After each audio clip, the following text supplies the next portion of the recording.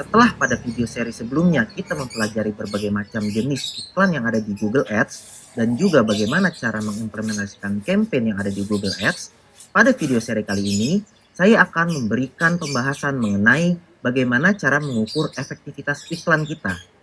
Untuk mengetahui bagaimana cara mengukur efektivitas dari campaign atau iklan kita, biasanya kita harus mengetahui dulu objektif atau tujuan awal dari kita beriklan.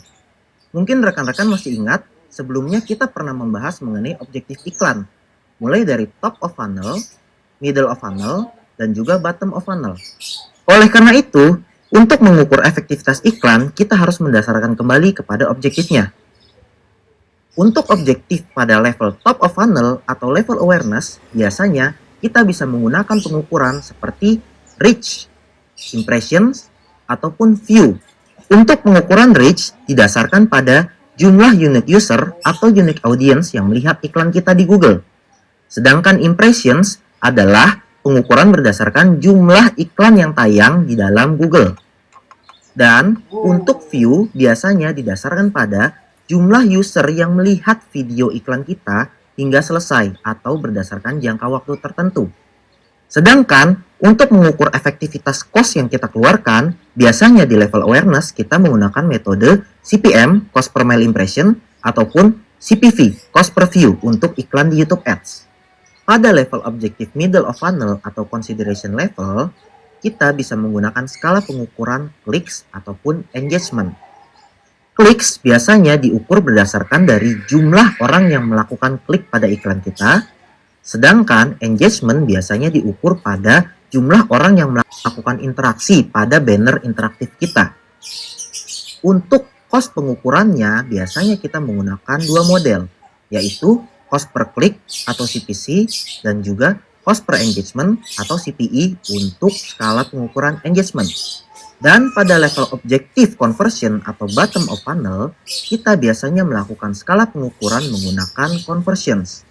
Conversion sendiri didefinisikan sebagai suatu action atau aksi yang dilakukan oleh user setelah melakukan klik pada iklan kita.